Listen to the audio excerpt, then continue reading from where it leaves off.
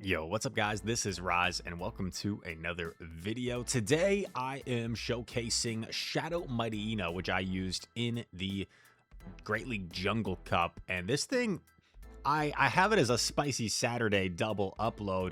I don't even know if it's that spicy because this thing is legitimately good and pretty strong. It's very oppressive, but like Mightyena has never really been relevant before.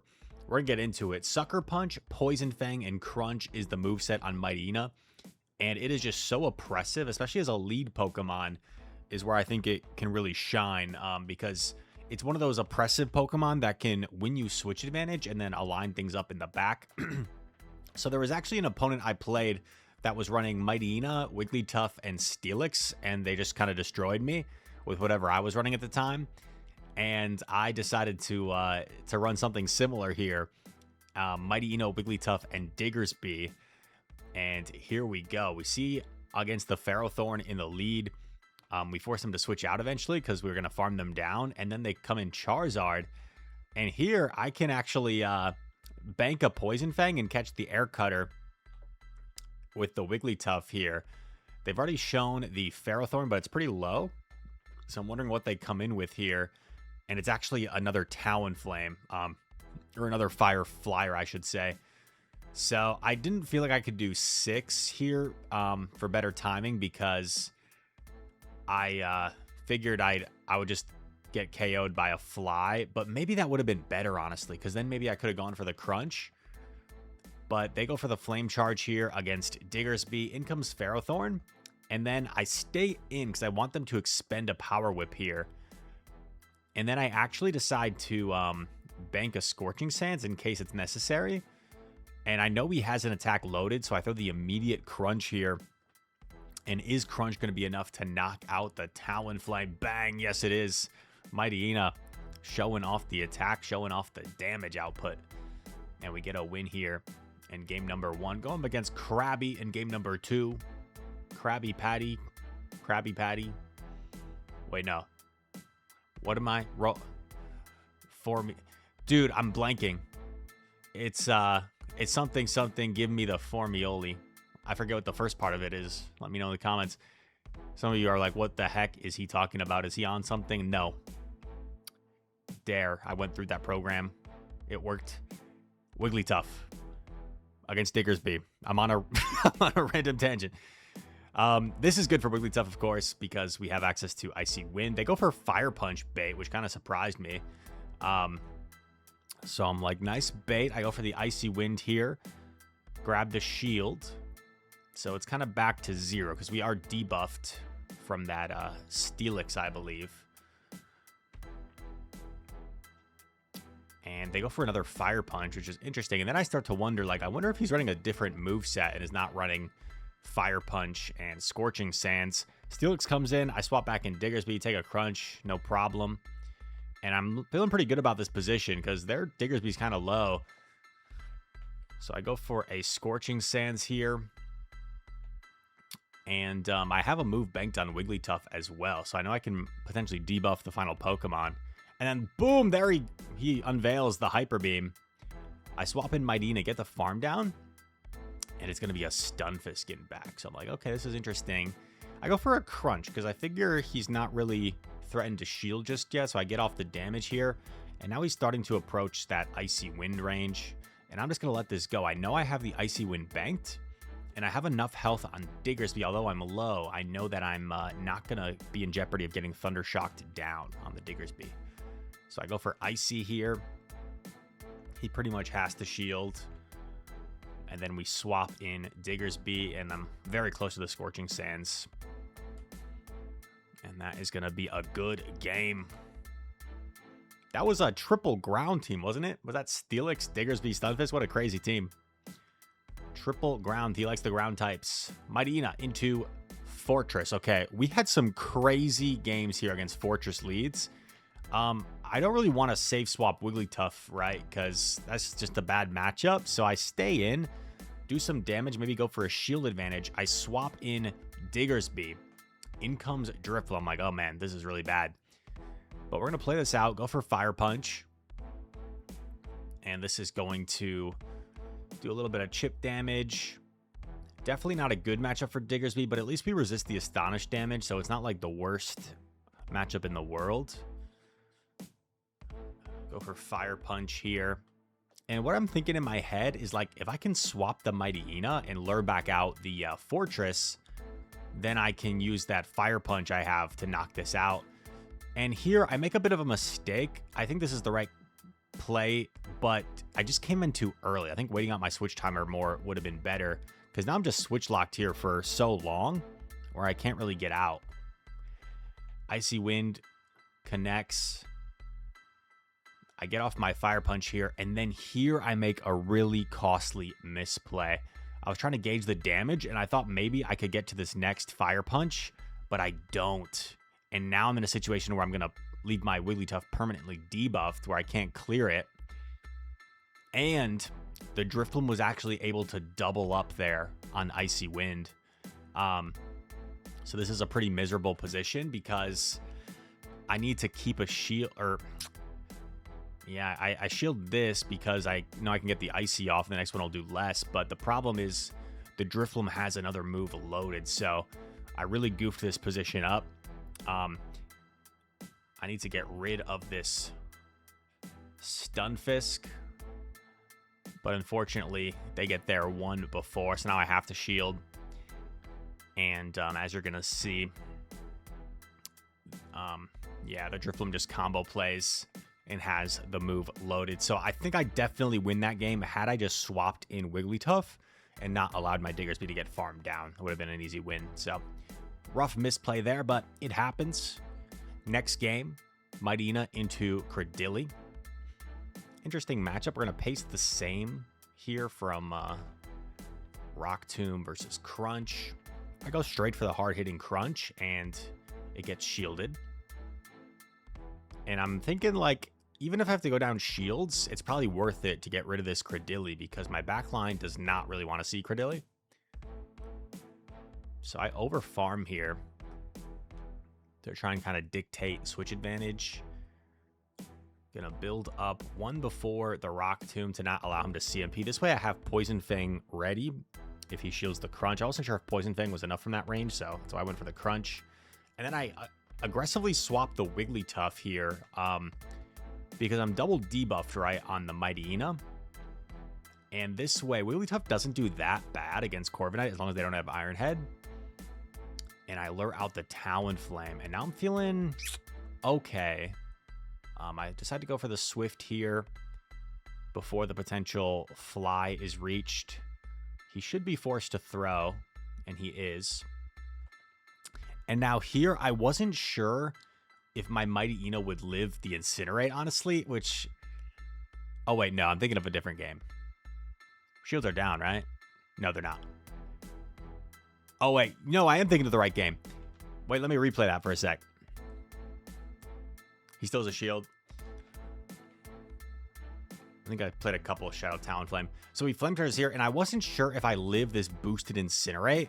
So I do one and throw Poison Fang, but honestly, I should have probably just done 3 Sucker Punches here and got the farm down. And you see I did live the Incinerate by a few HP.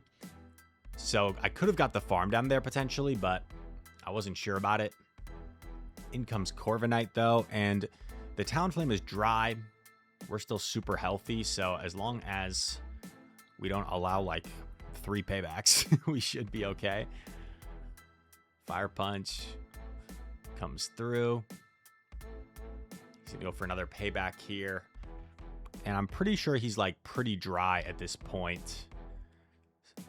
I guess not. I guess he already is at the Air Cutter.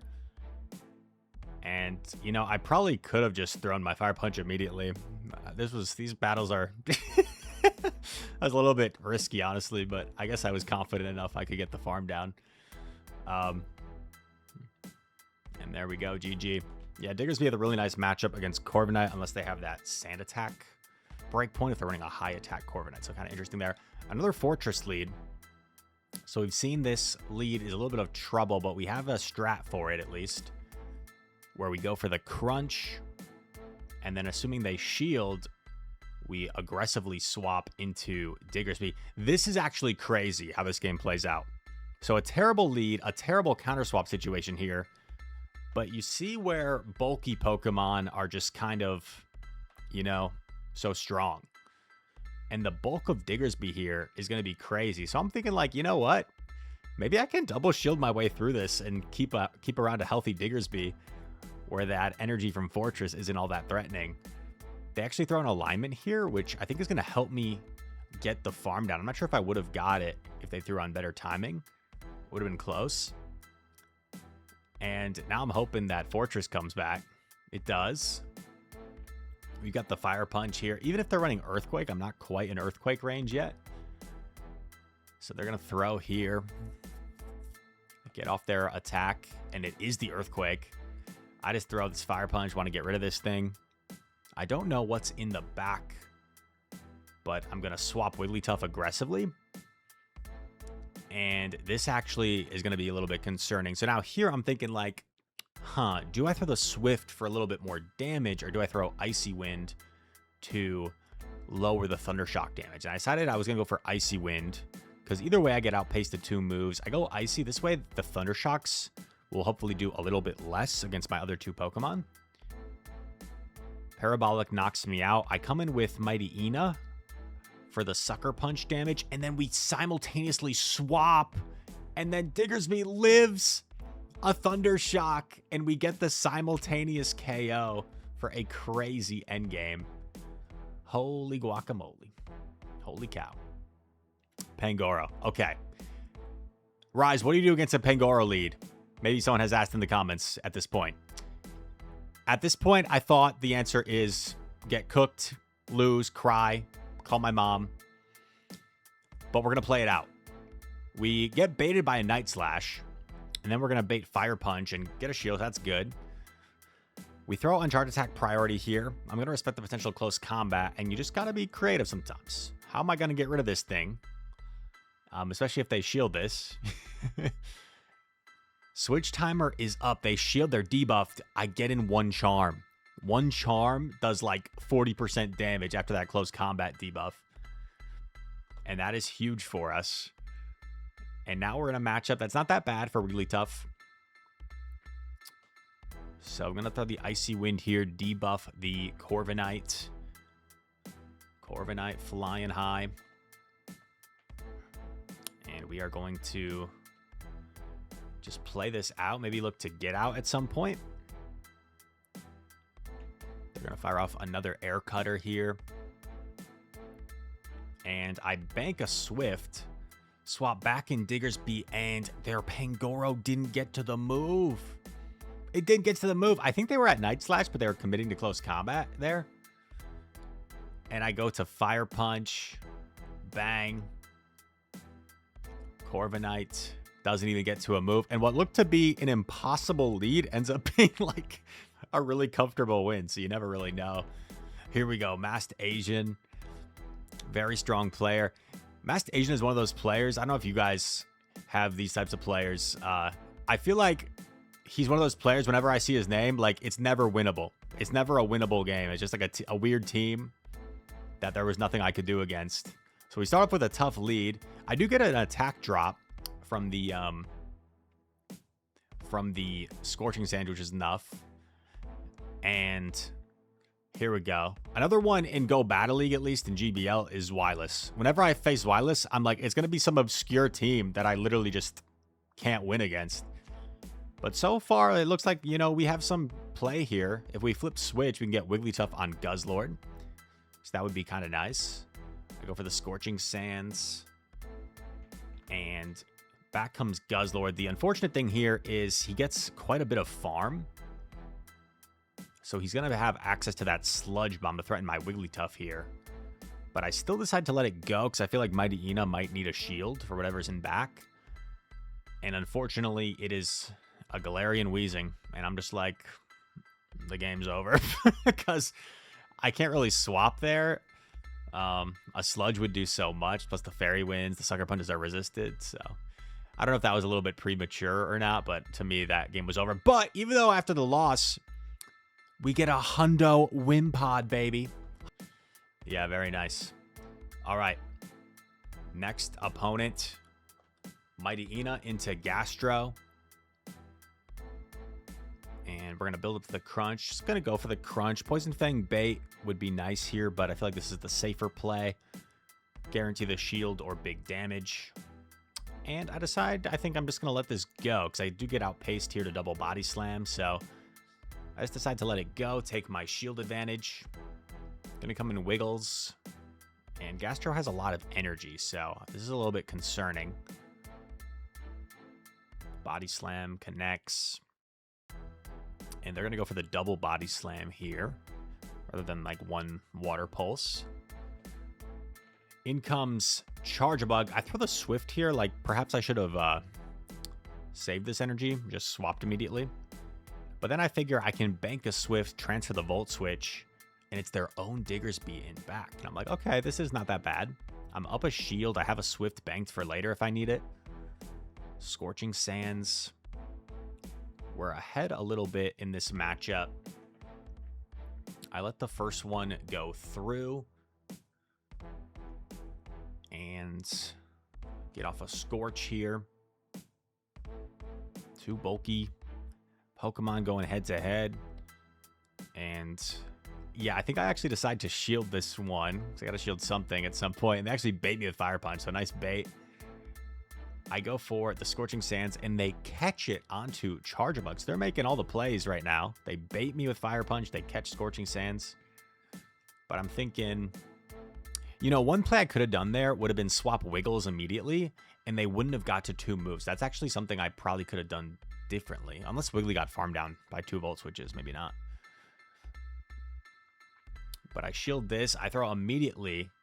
And I think I win the Chart Attack priority, which is going to be absolutely massive here and is going to give us the game. Had I lost that Chart Attack priority, I think I lose that. So definitely a little bit lucky, a little bit fortunate on that end.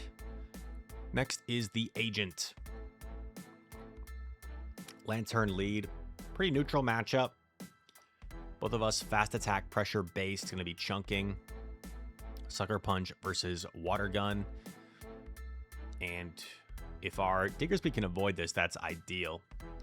I decided to go just straight Poison Fang, kind of put him in a weird position where he has to get out of here. He comes in Pylo. I build up to Crunch and then throw the Poison Fang. And I kind of have to go Wiggles here unless I was to stay in. So I go Wiggles. I decide to take the first from the Shadow Pylo Swine. And then do I end up shielding the second I do? Because what I want is to hopefully have the Lantern come in. And I don't want Lantern to get aligned with my Diggersby in a bad situation. In comes Dartrix. Dartrix, I go for the Icy Wind here. And this is interesting. I mean, this thing has grass coverage that's going to threaten our Diggersby, but again, a little bit of charm damage. And they are debuffed. Yeah, so I come in Diggersby, they swap, I swap.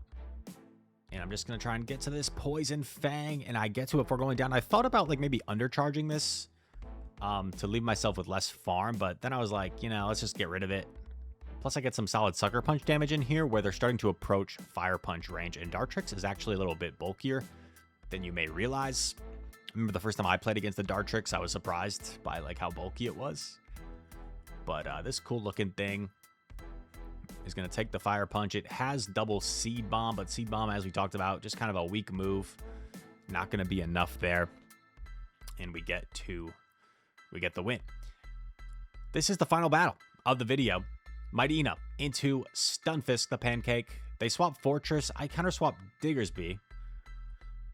Go for Fire Punch here. And I mean, this immediately looks like a pretty strong situation. Especially because after we get rid of this, they kind of have to come in with something else. They can't really come in with Stunfisk. They go for the EQ. Does some solid chip damage. I overfarm a little bit. Gonna go for Fire Punch here. Bang. They come back in with Stunfisk. I go for Scorching Sands, and they catch onto a Shadow Gyarados, which is a nice catch, but we have an answer. And yeah, that's tough. That's just very RPS for the opponent. Nothing they really could have done there. So I probably would have top left it if I were them as well in that situation. But that's the team, guys. Shadow Mightyena is a lot of fun. The first time I tried using it, it did not go well at all. So maybe I just, you know, maybe it was the team. Maybe I just was getting unlucky. Maybe I was just not playing as well. But it actually put in a ton of work for me in a few sets in the Great League Jungle Cup. So I hope you guys enjoyed this content. If you did, leave a comment. All comments are appreciated. They help out the YouTube algorithm. Feel free to leave a like on the video and subscribe to the channel if you're new around here. All that said, thanks so much for watching, and I hope to see you in the next one. Peace.